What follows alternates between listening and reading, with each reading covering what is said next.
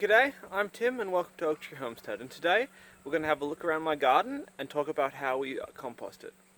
Along the front of the garden we have 8 hazelnut trees which are doing really good this year.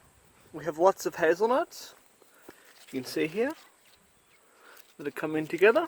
This is the 3rd year they've been in and they've been doing fantastic in front of the garden.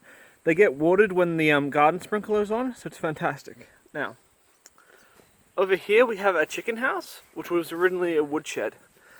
In this side here, we've divided it and we keep the chicks we breed. Mostly we put them into an incubator and then bring them out once they've gotten a bit of size. We put lawn clippings in here to keep the ground nice and fresh and give them lots of greens to eat. This side is the main bit of the chicken coop. This is the main area of the chicken coop and an important part of how we keep the garden very fertile. We do this by bringing in fresh sawdust into here and garden waste and letting the chickens pick over it and compost it naturally. Then this will go back into the garden to help boost the fertility. Over here we have some compost bays that we built, and these are pretty much a fail in most of our eyes because we built them a bit too small. As you can see, they're just 4 pallets stuck together and we didn't keep up with it. So we're probably planning on taking these out and putting another row of cherries. So you can see 1, 2, 3, 4 cherries along here. We'll put another row of cherries in and then build a what would you call it? Something over the top to protect them from birds, because we have these cherries here, we have this big cherry here, but we didn't get any fruit this year because of the birds and because of cherries slugs, which cause the damage to the leaves like this. And as you can see, this side of the garden, we have the climbing frame all around it. And right now we have these beautiful purple peas here, which are great in meals. So let's go have a look in the garden. Here we are in the garden. Now, as you can see, we have paths with sawdust on them, and then the garden beds. This is the main path, so this was supposed to always be bigger than the rest of the paths. The original plan that we started in, was it September or August? I'll try to throw some photos up as I'm talking about this. Was to have the beds double the size of the paths. We found this didn't really work because the beds the vegetables in the beds would overgrow the paths. So we're going to try to make the paths equal to the beds now to try and keep a bit of balance. Yeah. So this is going to be Rihanna's bed, my sister-in-law, and she's going to plant carrots in here. In this bed here we have a variety of different stuff. We have dill, lettuce, rocket, what's that? Celery. I'm not sure if it's doing very well. I don't think so. This is amaranth, red amaranth, and I think there's a couple of green ones like that one over there. I think that's green amaranth. They grow into this really big seed pods. They're good for chickens and other things. So what the idea was to get them started here, get them to go to seed. Don't let them seed in the garden, but then spread the seeds in other places to try and get more wild chicken feed going. Beetroots, of course. We haven't planted anything extra in here. Tomatoes, I've just put in those. Those big plants over there that have been tied up are giant red mustards, which hopefully we'll be able to harvest and make mustard this year.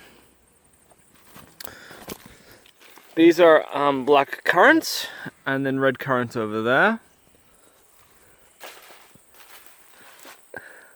This is not fennel. It's probably guess it quicker than me.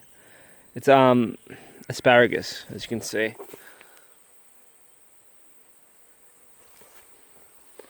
which we've planted about 8 of, but only one has actually survived. Then we have rhubarb along here. Another row of tomatoes. And a row of tomatoes at the end here as well.